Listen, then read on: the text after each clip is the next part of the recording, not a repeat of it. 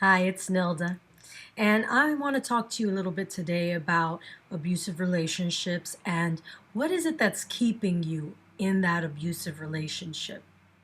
So, the big question only you can answer. Other people have their opinions. Everybody has something to say about why you do what you do, but the only one that can really answer this question is you. But the first thing is that you have to ask yourself that question. What is motivating you to stay there? Now, from my personal experience and many friends and family and people that I've spoken to in the past that have experienced the same type of abusive relationships, fear has been our motivating factor.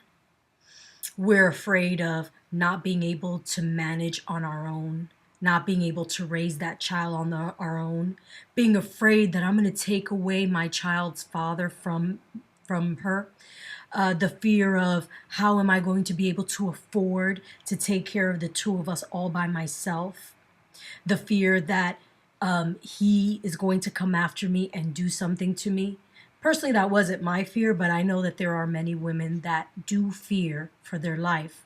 And that really is a tough one. I mean, if you fear for your life, the truth is that you're going to need help.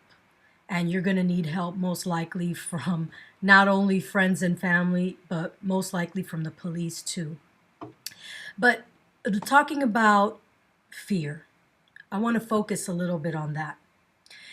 Fear is a form of control. That control mechanism has been used for thousands upon thousands of years. It has been used by slave rulers, and I'm not talking about the United States and the slavery of 500 years ago. I'm talking about slavery going back thousands upon thousands of years. That's how they control slaves. It is through fear. In the same way, there was a time when the church was in power and they controlled in Europe through fear. Anybody that had a Bible was going to be put to death. So, fear is a way to control people. Now, for most of us, the person that is abusing us, it's not as if they're aware of it. They're not sitting there saying, well, I'm going to control her by making her scared of me.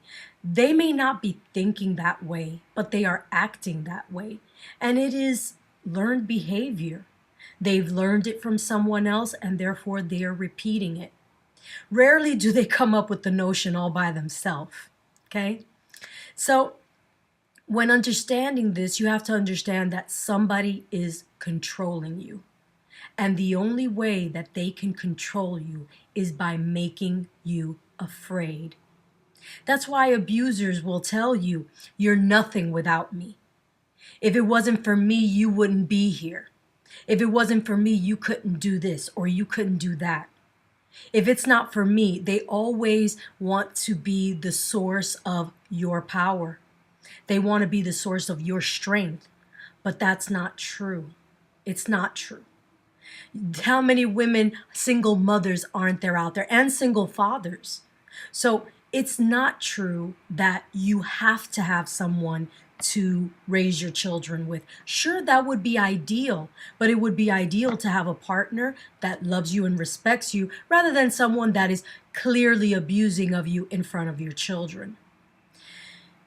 Now, how do you get past the fear?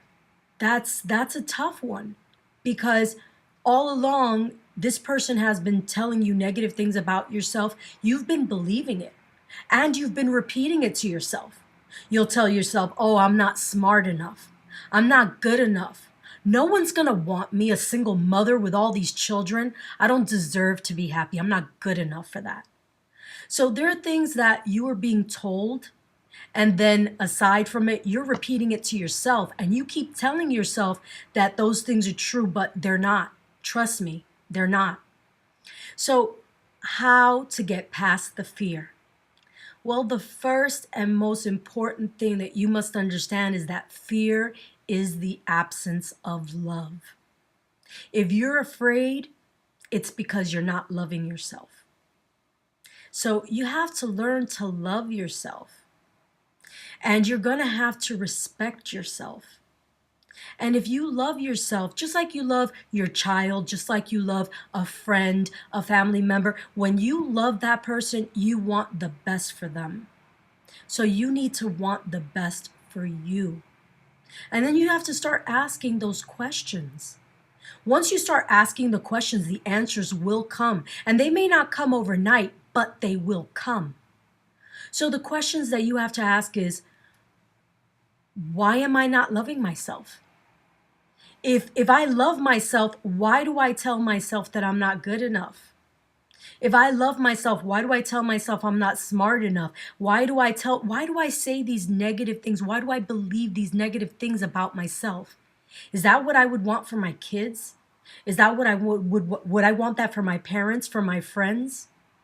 So you have to ask the question, what is it that you're doing that you're not loving yourself?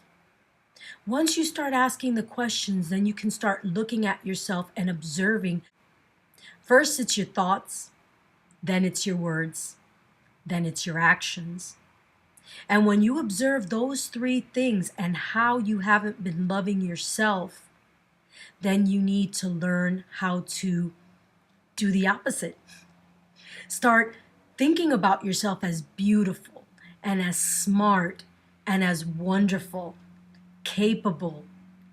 Start loving yourself. And that's so easy to say and so hard to do. So you think. We've all been through it. You're not alone. You have to have courage. You have to take the time to want to love yourself. Nobody can do that for you. You know, it's not uncommon for someone that's abused to say, no, no, I really do love myself. I love myself so much. But the truth is that there's that hint of doubt in the back of their mind. That hint of doubt that says, do you really deserve to be loved? Why should anybody love you? What's so great about you? So sure, they're saying it out loud. Oh, I was good at that. Oh yeah, I love myself. Oh, there's nothing wrong with me. There's nothing wrong. There's nothing going on. But I was lying.